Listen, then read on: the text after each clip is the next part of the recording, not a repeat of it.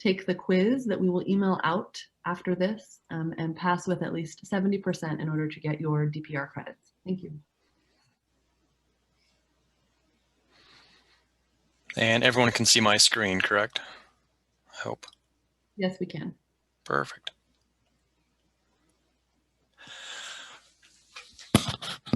All right, I apologize. I'm having some issues with my iPad, so no one gets to see me today. You just get to see my presentation. But I am, again, like Sarah said, I'm Scott Bowden. I'm Deputy Ag Commissioner for Sutter County in charge of the Pesticide Use Enforcement Division. And so I will be giving a regulatory update. Maybe. There we go. And this is what I'll briefly go over during this session. We're going to go over our permitting process for 2020 and 2021 with our COVID restrictions in place, kind of the top 20 top violations for 2020, and some regulatory updates for chlorpyrifos, paraquat, and decontamination facilities, pesticide use near schools. I do have some updates on fungicide use over flooded orchards or standing water, and then a discussion on bewarecalifornia.org and electronic use reporting. So with everything, I guess in life right now, Sutter County has some new restrictions in place with COVID-19, specifically where it comes to issuing permits this year. Some of you may have already contacted our office to renew your permit. Some of you may not have. What we're asking this year is that there are no walk-ins. Everything will be scheduled ahead of time. And part of that scheduling process will utilize either Microsoft Teams to share our screen with you so that we can both look at your permit and maps to make sure that everything is correct. And we'll either utilize Teams, or if it's a very small permit with no changes, it can also be done on the phone. But that setup process will happen before you walk into the office. And once that setup process is done, we'll schedule a date and time for you to come in for a very quick signature and a review. And what that review process does is it allows, one, some face-to-face time, and two, to really go over any of the permit conditions that are associated with your permit.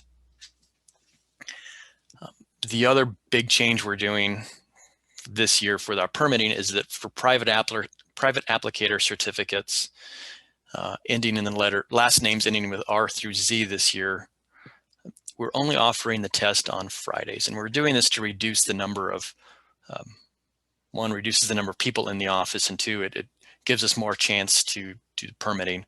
So we're doing our private applicator certificates on Fridays in groups of 6, starting at 8 o'clock in the morning for roughly 2 hours. If you need more than 2 hours of time during that testing time, we can work that through. But really, we're trying to schedule those only on Fridays. We haven't had a lot of private applicators yet. There are quite a few opportunities, such as today, to get hours. And those hours, as long as you maintain or obtain 6 hours of continuing education classes, 2 of which in laws and regulations, before the end of this calendar year, you can apply those to renew your private applicator card.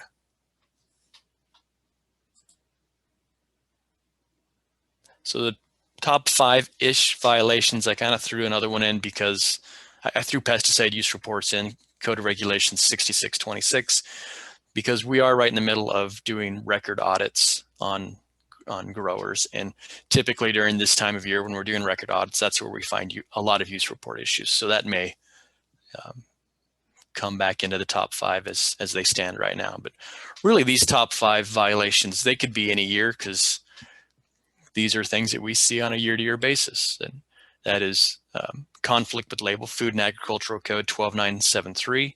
It's a conflict with either the pesticide label or a condition put in place on your permit by the Ag Commissioner. California Code of Regulations 6434, Notice of Intent to Apply Restricted Materials. California Code of Regulations 6614, Protection of Persons, Animals, and Property. And that's really the code that we use if there's a drift complaint within the county and pesticides have drifted from your location onto a non-target site. And then Code Regulations 6738 and 6726. That's personal protection equipment for employees and emergency medical care posting for employees. And really anything under that 6700 category is worker protection standards. And in each one of these I'll break down in a slide here in a minute. And then of course pesticide use reports.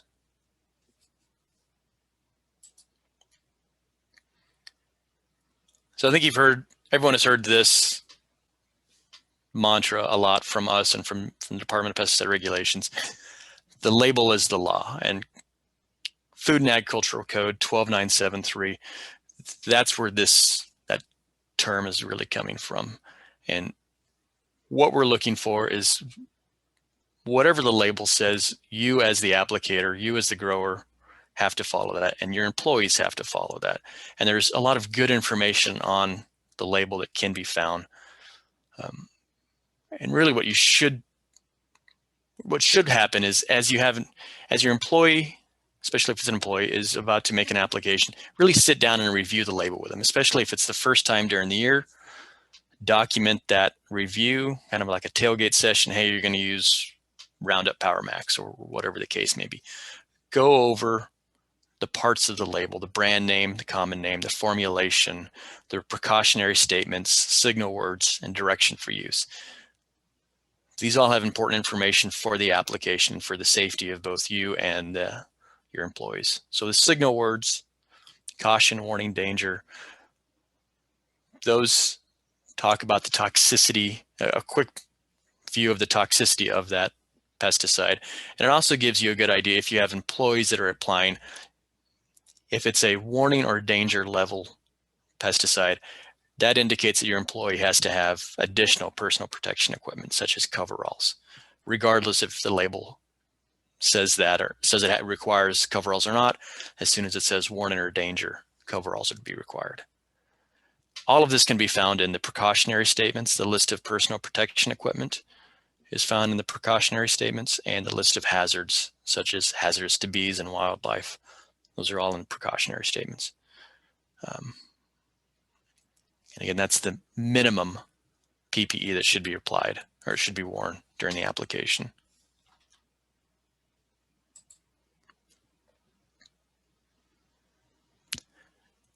So, yeah.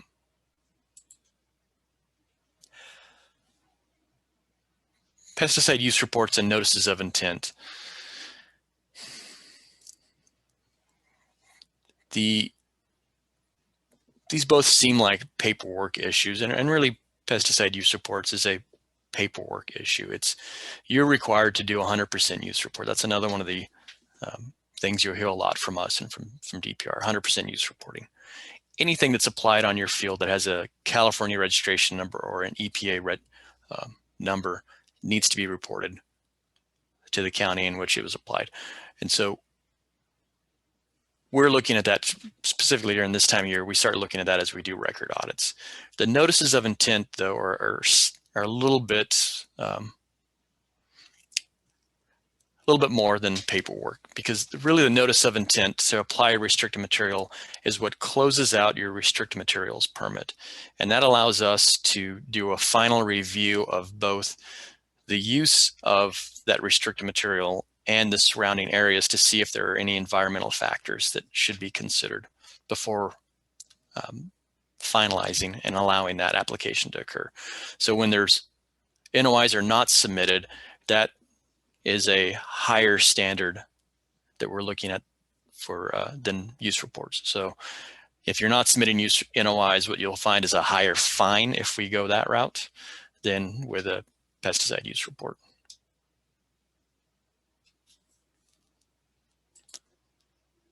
And as you can see, I'm just working through the top 5 violations right now.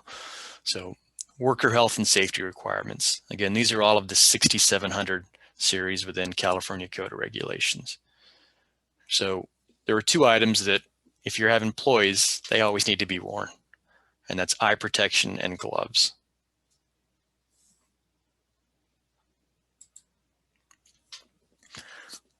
What 6738, and there's bunch of codes after 6738, this 0.1, 0.2, 0.3, and so forth. They give definitions of who has to wear whatever, in this case, gloves, and then what type of gloves. So it defines that personal protection equipment for chemical resistant gloves has to be 14 mils. That's new as of a few years ago. They have to be specific to whatever the label says, and that flocked gloves or non-separable liners are prohibited. There are some exemptions within the Code of Regulations as well. So 14 mil gloves are fairly thick, as anybody who's worn them knows. There's an exemption within the Code of Regulations that allows for the thinner nitrile gloves to be worn if anything that requires dexterity, like changing out nozzles. However, there's a time limit on that. So that's generally a 15-minute time limit. And that doesn't mean you can stack those 15 minutes up. It's take the 14 mils off, put your thin nitriles on, change out the nozzles or whatever has to be done that's with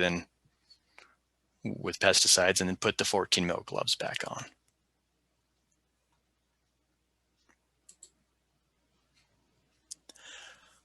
Again, with the worker health and safety requirements, we have eye protection. And again, if we dig into the code section, into 6738, it will give specifics on what type of eye protection.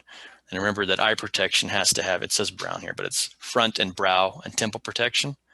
And now there is a OSHA impact rating. So we want to be able to see that it has an ANSI Z87 requirements on those safety glasses.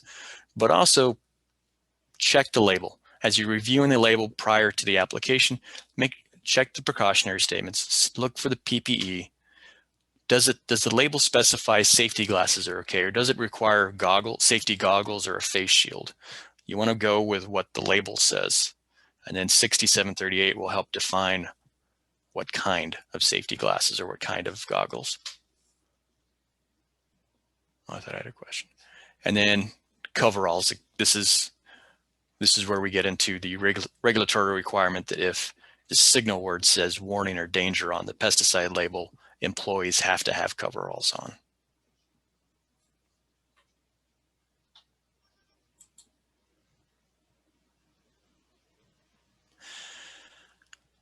Before I move into the kind of the regulatory updates, those are kind of quick and dirty, if you would, of the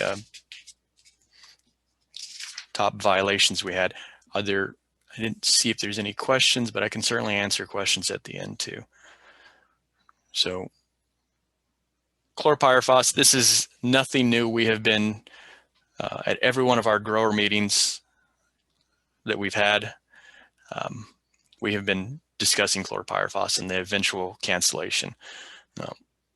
There has been an increasing amount of conditions set on the use of chlorpyrifos, and as of the end of this year, in 2.5 weeks, you're no longer allowed to use or possess chlorpyrifos in California.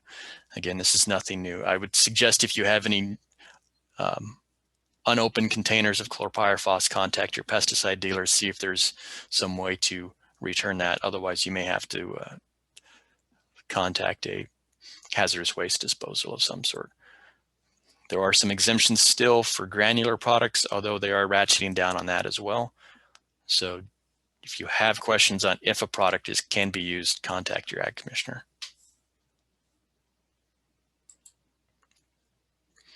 Paraquat update. Again, we're looking at due dates now. And so remember paraquat, this is a federal label update. Paraquat is one of the most widely used herbicides in the United States. It's extremely toxic, and there's been 17 deaths since 2000 based on ingestion, and that's what prompted the label change on the federal level. And what the label changes are now say that only certified applicators that have completed an EPA training can mix, load, and apply.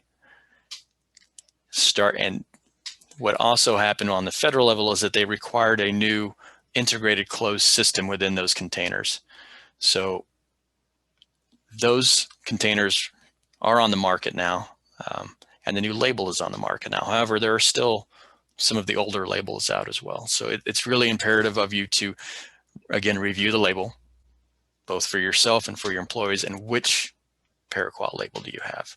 And here's some example. Well, again, remember that you have to be a certified applicator. You have to be, in California, you have to have a private applicator card issued through your local ag commissioner. And to use paraquat, you have to go through that EPA approved training program.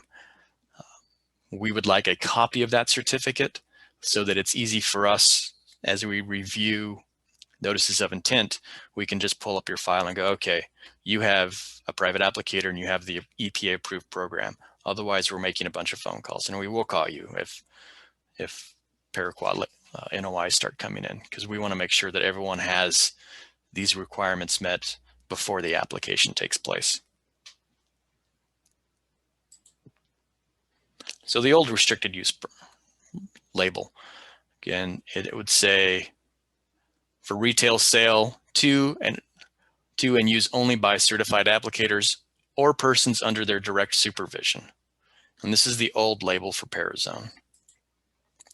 The new labels now say not to be used by uncertified persons working under the supervision, not to be used. So you have to be a certified applicator now.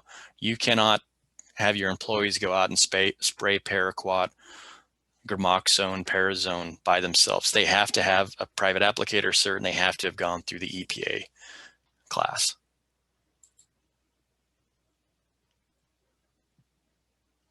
Another big change, and again, this is from a year or so ago, but we're still seeing some issues with this out in the field, is that there were some changes to decontamination facility requirements. And the big one is the amount of water needed for employees. So decontamination facilities always are soap water and single-use towels. And then part of that also is 1 pint of emergency eye wash, and then a change of coveralls if the employee is applying warning or danger pesticides. Part of the new requirements is that at the beginning of each workday, for each handler at that site, there needs to be 3 gallons of water for washing.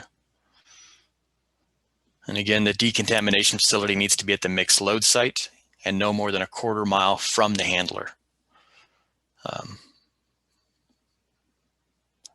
This non-production 100 feet from mixed load site, that may be changing here soon as well. But that would be at a hulling facility or something like that.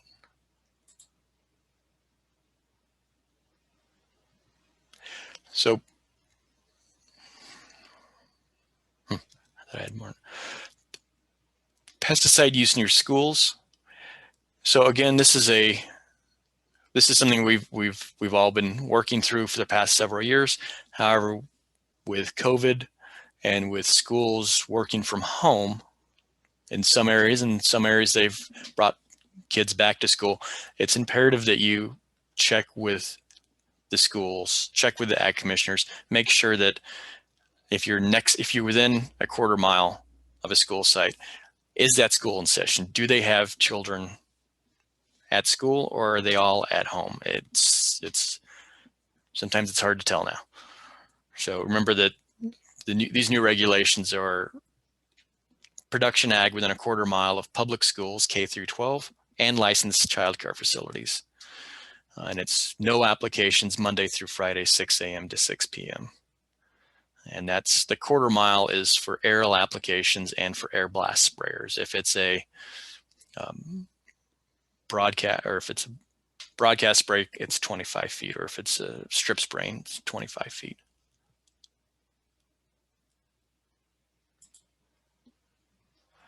There is an annual notification requirement, and that notification is due to the schools and to us by April 30th. So it is in effect for the next school year.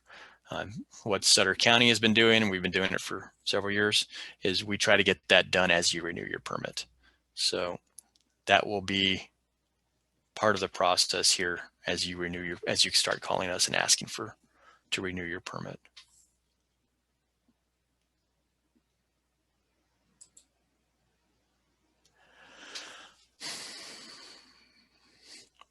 one of the items that's not in this slideshow, and I reminded myself with renewals, is that there is some new paperwork that we're asking everyone with a restricted material to fill out. And what we're doing is this has always been a requirement to consider mitigation and alternatives to use for restricted materials prior to spraying. And you've done this, your PCA has done this, and they've notated that in recommendations for anytime you spray a restricted material. Now we're asking to document that prior to issuing a permit. So when you call us and you ask to renew your permit, we're going to say, hey, we see that you have paraquat and 2,4-D on your permit, and we're going to send you a piece of paper that says we need to know what alternatives or what mitigation practices you've considered, whether that's using glyphosate, using some sort of non-restricted materials. We need to notate that and document that. And that's new. It's statewide. Every commissioner's office is doing that at this point. So although everyone has slightly different forms, we're all asking the same basic information. So all right, on to this fungicides over flooded orchards. So I think it's been said a couple of times this morning, this looks like it's going to be a fairly dry winter. But that doesn't mean there hasn't been some updates in this issue. So for several years, during particularly wet years, if there were standing water in orchards, the Department of Pesticide Regulations would issue a letter for emergency application for use of fungicide over those standing water. Most fungicide labels prohibit these applications, and including all the copper products. If you read through the label, it'll say do not apply over standing water, do not apply near running water. And during wet years when we'd have essentially flooded orchards and you'd still need to make those applications, letters would be issued that would allow for those emergency applications. Starting in 2019, DPR no longer issued those letters and kind of put it back on industry to rework the labels or ask for special local needs. So this year we have right now there's 4 special local needs out that have been submitted to DPR, and it looks like there are a few more coming down the pipeline. So hopefully we get a lot of water. Hopefully we don't have a lot of flooded orchards, but if we come to that point, there may be additional labels. So check with your PCA, check with your Ag Commissioner's office if this affects you, if you need to use a fungicide and your orchard is flooded. And it would be for, even these label changes are still going to be for standing water, not for water moving off of the field. It would still be similar to how the letters used to stand.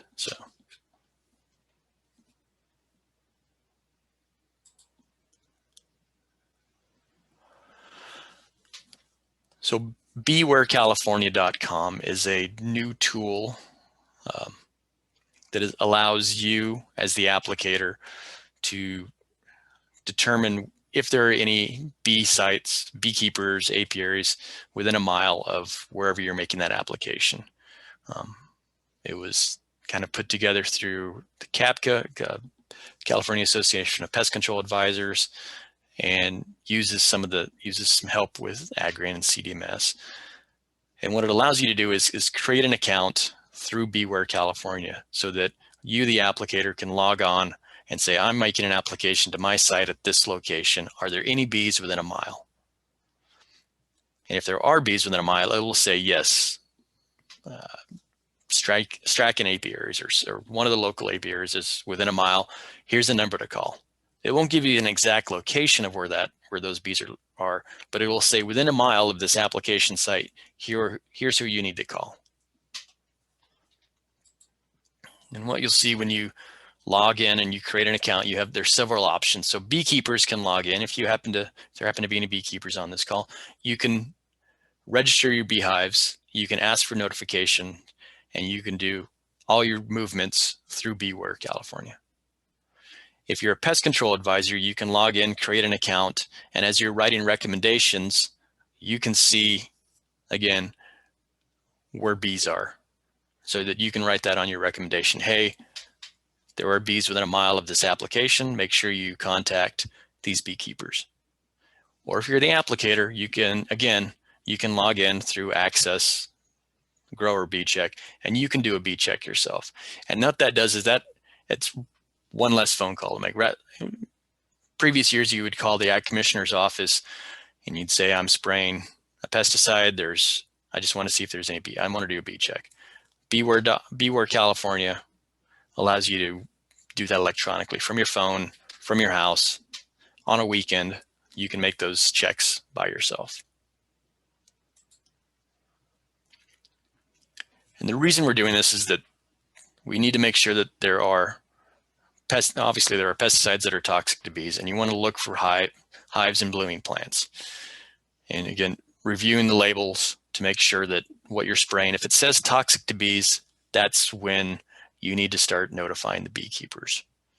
That's when you need to start making these, either contacting your Ag Commissioner's office to do a bee check, or log in through bewarecalifornia.com and looking to see who needs to be notified.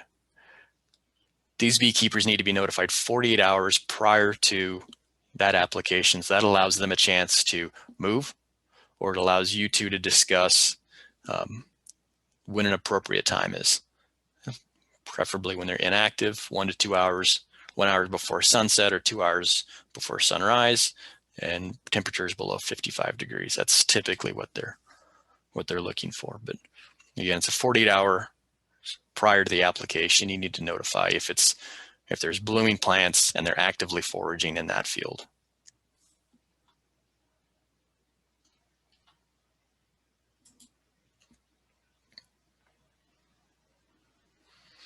Let's see any.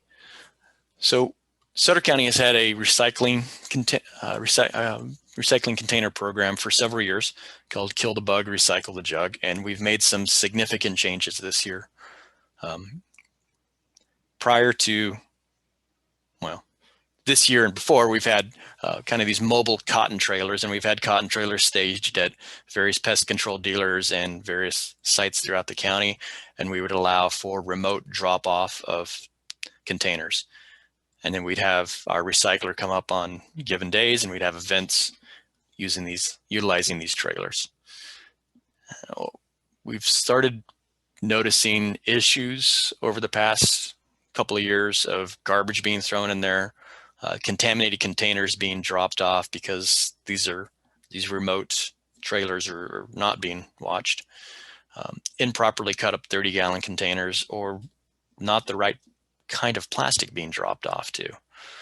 Then there was really no control over what was being dropped off. So we have pulled back all the cotton trailers, and we've kind of reached out to a different recycler who brings in 40-yard containers from Recology.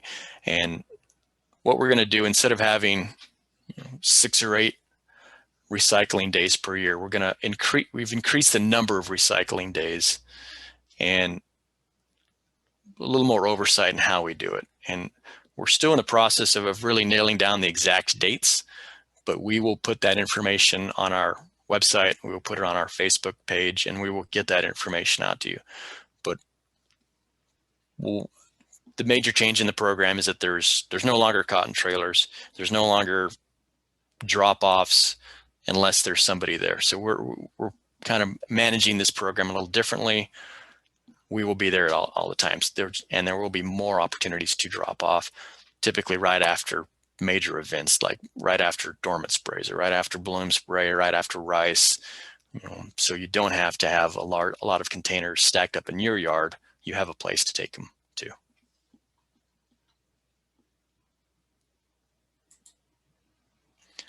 These are examples of what we've seen in the last year. So we have contaminated containers. While these are cut properly, they're just too dirty to be put in. And the problem is, as soon as something like this gets ground up and put in their bag, that whole entire bag potentially is no longer can be used by the recycler. And so they won't accept that. These are dirty. That's obviously dirty. This is oil. They can't accept oil. They can't accept, obviously, lids and labels have to be removed. But what we're really looking at here is dirty, contaminated, and oily. And none of these would be acceptable. That would be kicked out. If they're stained, a lot of products are just stain the white plastic, and that's acceptable. It's the residue that's not.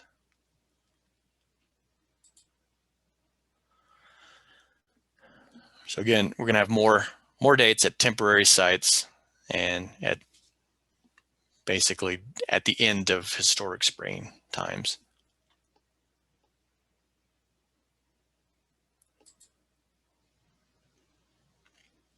So the last thing I want to really kind of touch on is electronic use report through CalAg permits. And I know a lot of you have CalAg permit logins. If you don't have that with either Sutter County or the other counties that you farm in, I would highly suggest doing that. You have to have a different login, a unique username for every county that you do business in. But once you get an account with CalAg permits, you're allowed to submit your use reports electronically. You can submit your notices of intent electronically. If you have multiple permits, you can drop down and find all of your different permits to submit those documents. And you can do queries and pull up all of your use report history for a given year. So if you need to run a quick printout of everything you did on this block for a year or this permit for a year to turn in, you can quickly do that yourself through your own CalAg permit account. And any of us here in the county can set that up for you. It's a quick process. It sets you up to get into and basically look at everything that we can look at.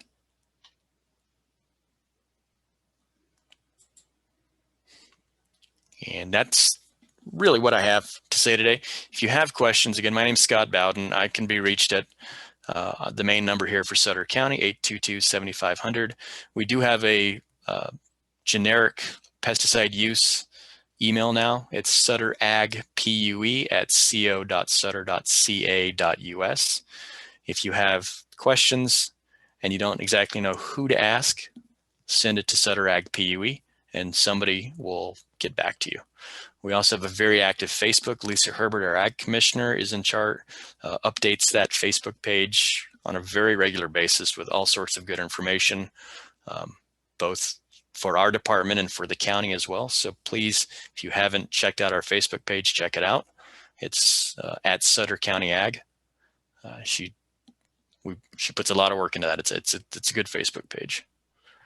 And thank you so much. I think we're running, unfortunately, a little low on time for questions, but please email Scott and let's go ahead and get your poll launched. Scott, if you'll stop sharing your screen, I'll put up our final slide so people can get the QR code for their credits. Thank you. Perfect. I'm out.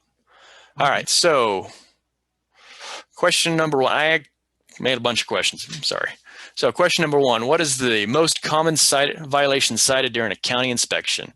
Lack of personal protection equipment, failing to follow the label, no emergency medical care posting, or no decontamination facility for employees? Question number two, what part of the pesticide label can you find a list of the required personal protection equipment, precautionary statement, general information, storage and disposal, directions for use? You guys are experts in this. Well, one person is an expert.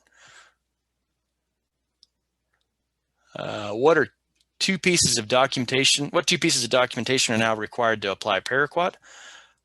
Operator identification number and a MasterCard, because everything costs money nowadays. Private applicator card and a restricted materials permit, or an EPA approved certified certificate of completion and a private applicator card. Number four, how much water is required to be at a mixed load site when employees apply pesticides? At least 9 gallons of water, sufficient amount of water, at least 3 gallons of water per handler at the beginning of each day, or 1 pint of emergency water. That one's kind of a trick question, actually. And finally, when must you notify surrounding beekeepers of pesticide applications? When they call you, when you make a pesticide application within a mile of a hive, when bees are actively foraging on your property, or 48 hours prior to applying a pesticide that is toxic to bees. Scott, thank you so much. While we wait Yep. for people to answer your polls and before you go over the answers, just a quick reminder you can scan this code here for CCA credits. The DPR quiz will be emailed, and you must take the quiz and pass with a 70% rate in order to get credits for the webinar. Thank you all so much for attending, and we're really pleased to have such good attendance. Thanks, Scott. Thank you. And Scott, while we wait for the rest of the poll answers to come in, there is one question in the chat. Yeah. Is the ANSI 87.1 a new goggle requirement? No, that's been in effect for several years now. It is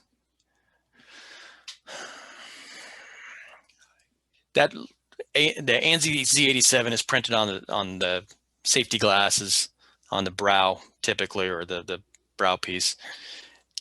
It's not a new requirement. It's been in there for 5 or 6 years now. It's just something that we're tending to look at a little bit more carefully. And Z87 is really an impact requirement, but it is a requirement. It does show that the safety glasses are a stronger caliper than, say, sunglasses. And I think that's really why it's there. Are there any other questions in the? I seem to have lost track of that. I don't see any other questions in the chat. We have 90% in the polls, so we can probably end that and share the results. Okay. Nope, it switched. All right, so the most common violations cited during our county inspections is failing to follow the label, Food and Ag Code 12973. Lack of PPE, that's right up there too. That is a label requirement, but that was typically it's 12973. If we're going to cite anything, it's 12973. Lack of following the label properly. Precautionary statements is where you find on the label is where you find personal protection equipment. And again, remember, you need an EPA approved certificate of completion and a private applicator card to apply Paraquat now. That includes your employees. We will be offering PAC tests for any employee that needs to do that. You need to have 3 gallons of water per handler at the beginning of each day for washing. You also need to have, there also is a eye washing station requirements, and that's where the 9 gallons can come in. I didn't really talk about that, but there is eye washing requirements too. So it's a hose with gently running water is sufficient for that, but 3 gallons is required at the beginning of each workday. And then again, 48 hours, you need to notify beekeepers 48 hours prior to spraying anything that's toxic to bees. And that's all I got. Thanks so much. Okay, well, keep your eyes peeled for the quiz in your email. And with that, we're going to go ahead and end the meeting. Thank you.